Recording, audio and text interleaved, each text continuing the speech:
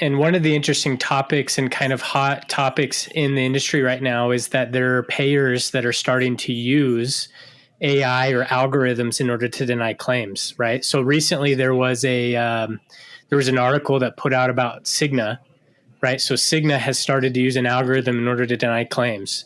And one of the interesting things about that is, most of us and most of the providers, when we think about an insurance denying a claim based on medical necessity, right? Mm-hmm. Is that we're thinking that they have an actual doctor or a human going through and looking at the note and saying, "Oh no, this isn't medically necessary," right? Whereas now that they've started to use these type of technologies, they're only spending on average 1.2 seconds per claim before they deny it. Right. Wow. And so last year, the article said that last year, over 300,000 claims were denied in 2 months using an algorithm.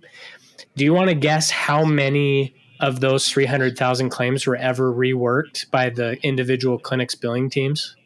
I do want to know how many. Less than 5%. Oh my God. Right? So Really? my question to sites is, why would an insurance company want to do this? Right. And I think it's obvious, right? If they can put more of a burden, a manual, time-consuming burden on each of our clinics, right? The chances of them being able to actually rework it and resubmit it and actually get paid for it go down. And now we have Cigna making, $77 billion a year. I think UHC is at $20 billion a year. And they know that if they can make it difficult on every site across the country, that it adds up over time. And it just turns into profit for them. And so, I to kind of loop back to what you were originally saying is that a lot of providers, a lot of their back end processes get jammed up because these insurance companies are kicking back denials and rejections. And a lot of that is now being done by AI. And so how do we use this technology as providers to increase our margins for our businesses? So then I'm going to take it that the technology that you guys have would highly increase the probability that does not happen then, right? It just provides a cleaner record so that it would minimize the probability that claim would get denied. Is that essentially Correct. what you guys would do? A piece of that is something that we use called a rules engine. Mm-hmm. Right. And so the cool part about our setup is talk about automation. So we have a patient that shows up to the clinic, right? Insurance is verified. They check in, they come back, they have their treatment there. The provider completes the note, their documentation. They assign the CPT codes and ICD-10s. Once they lock or sign that encounter, a process begins on our end automatically. And again, no one touches this. There's no human involved in the loop. But there's a certain number of fields from that note that are extracted automatically. A 1500 form is auto-filled for a claim.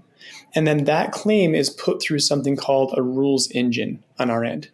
A really, really robust rules engine that says, hey, make sure these requirements are met before we submit this claim because we want it to be clean the first time.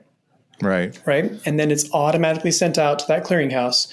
And no one on our team has done any manual labor or touch or work on that claim whatsoever. Okay. And then our team, then we oversee it, right? Someone oversees thousands of claims that go out every single day, right? But no one touches it.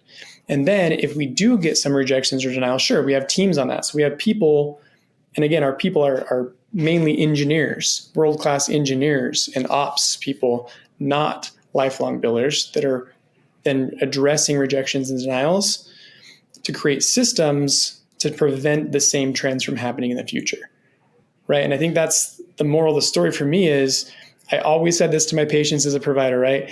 Are we really treating the root cause or is my treatment just addressing your symptoms? And putting Band-Aids on things by just repeating the same tasks manually over and over and over again as you pay people an hourly rate is a Band-Aid approach. If you're paying data scientists, right, to rebuild systems and processes to make sure those same mistakes on claims don't repeat themselves, you're then addressing the root cause, is the way I'd look at it.